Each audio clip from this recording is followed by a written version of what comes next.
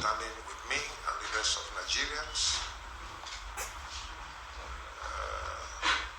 and ensuring good reportage in the activities of this country. And I want to assure you that whatever you're doing it for yourselves, for your countrymen, for your society, and for everyone, including those who are foreigners. We have a collective responsibility to bring to the knowledge of all what is happening and how we can overcome our challenges. As the fourth estate of the realm, you have a responsibility to disseminate information from government and then from the people. Don't shy away from your responsibilities.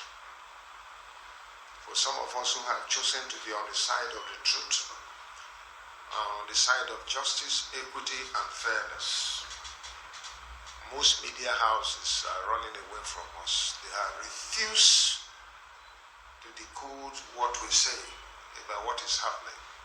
I'm over 40 years in politics, and I have chosen to take the path of truth, part of integrity, part of fairness, and part of equity, and part of justice.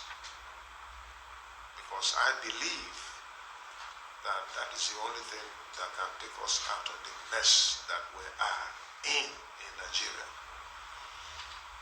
And there is no doubt, even those are children in primary school, in kindergarten, in our homes who are yet to begin formal education, they are aware that our country has gone down.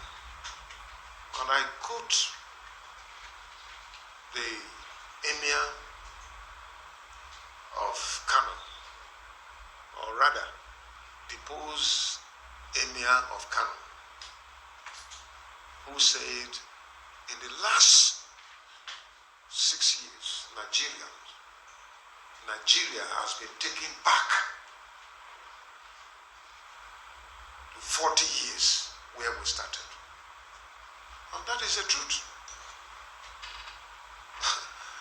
Anybody who is afraid of EFCC today, who is afraid of intimidation today, who is afraid of blackmail, who is afraid of being castigated. And I said that nothing is wrong in Nigeria. But an average person who stands for the truth, who stands for justice, equity, and fairness, can confirm that things are wrong in this country. Talk about key issues. Corruption. Where are we? Are we fighting corruption? If we are fighting corruption, should some people who have been accused still remain in their offices if this government is committed to fighting corruption? See what is happening.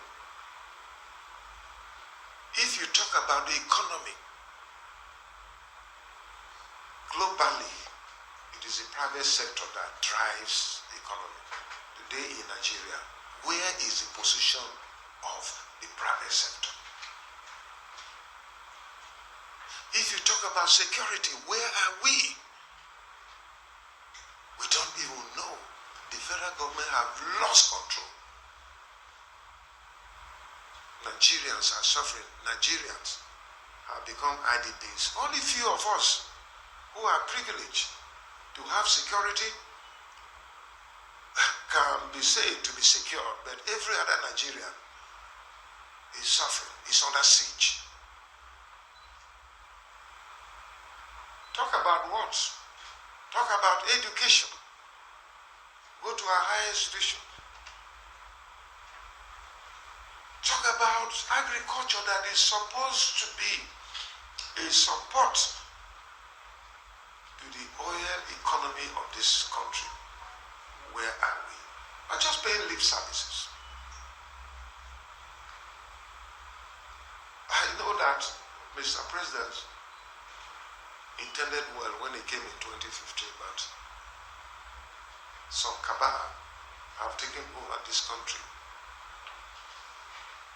and they are driving this country to the mall. I'm not sure Mr. President is aware of what is happening. If he were aware, I believe that he will rise up to his responsibility and take steps that will correct what is happening in our country. Many people have been intimidated. They cannot speak. They cannot open up to even advise the presidency. We are getting to a level that if action is not taken to redeem the situation we are in, tomorrow we will wake up. An unknown government, unknown bandits they call them, will take over this country and will be nowhere. I will not be able to stand on my feet.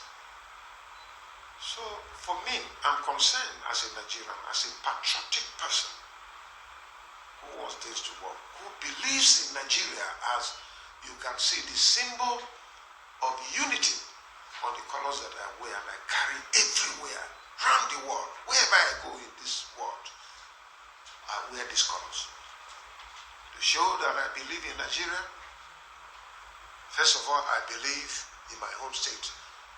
The Tiv, the Idoma, the Igede people uniting and working together can bring prosperity. And of course, the Nigerian colors are here. Green, white, green. I believe in the unity of this country.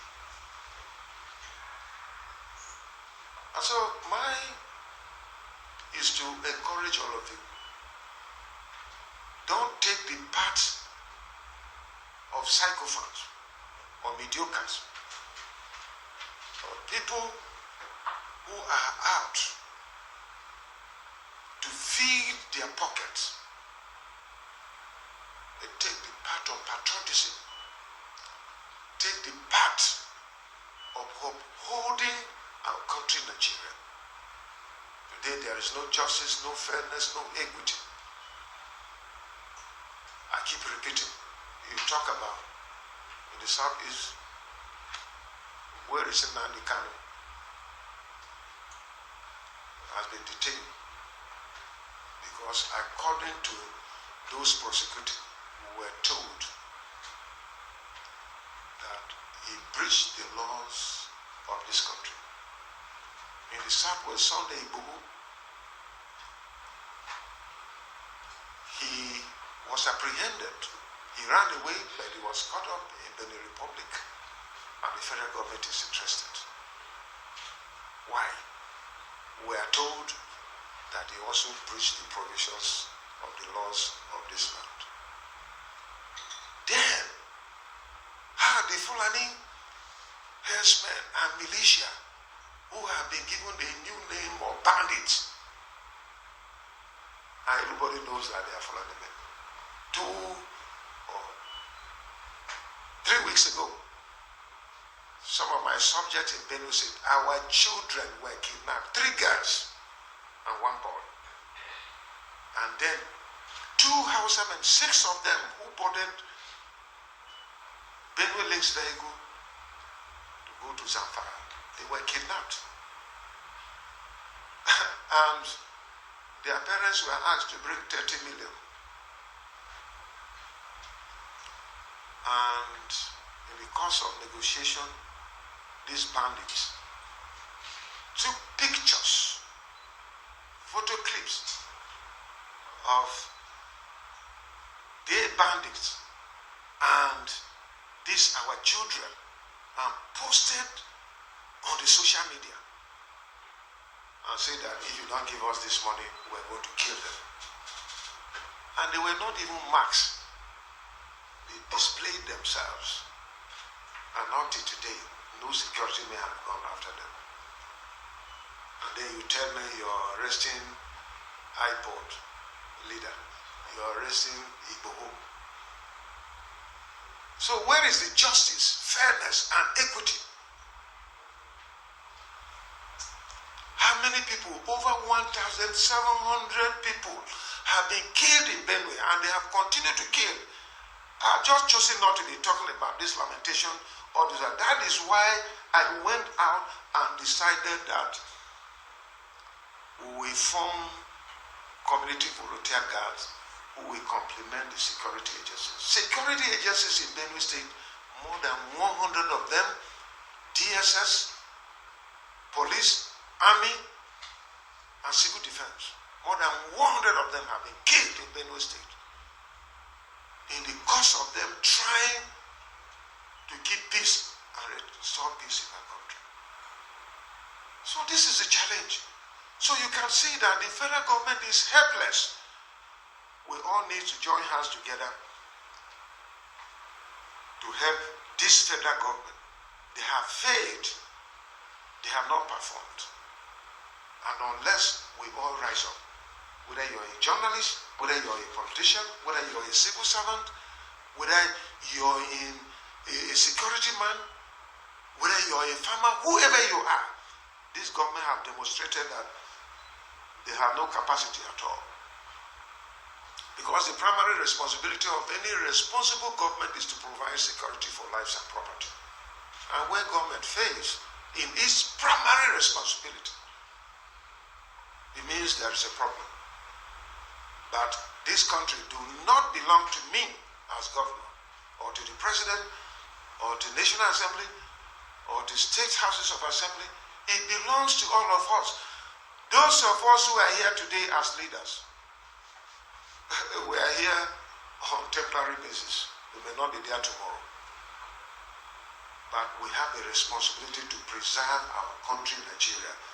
And so I want to employ all of us to rise up to our responsibilities and not to be blaming leaders, president, governors, and National Assembly.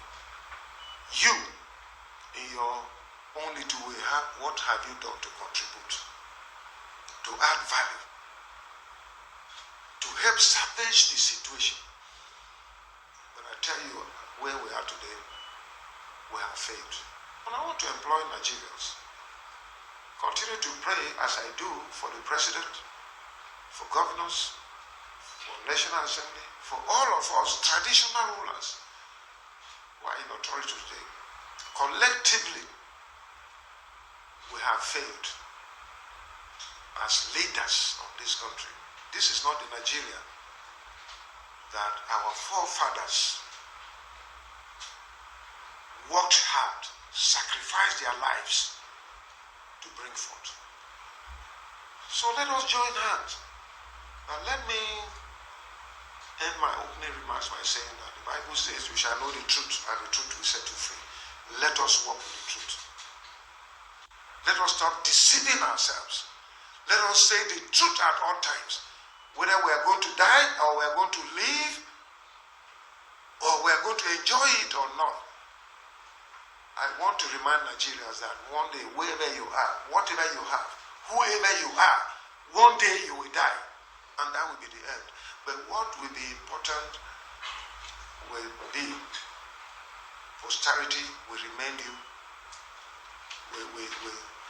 We remember you for being on the side of justice, on the side of adding value, or on the side of injustice, and helping to be part of retrogression in this country.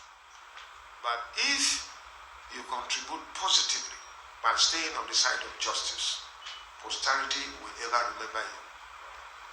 Like we hear about King Martin Luther Jr., who stood firm and spoke words that today have remained comfort to all. And one of his quotes say that those who keep silent in the face of injustice are worse than people who are perpetrating that injustice. So at least if we have nothing to say, let us remain focused and stand up for justice. But if we keep quiet and remain complacent the way we are, I tell you, all of us are going to be consumed one day. Thank you.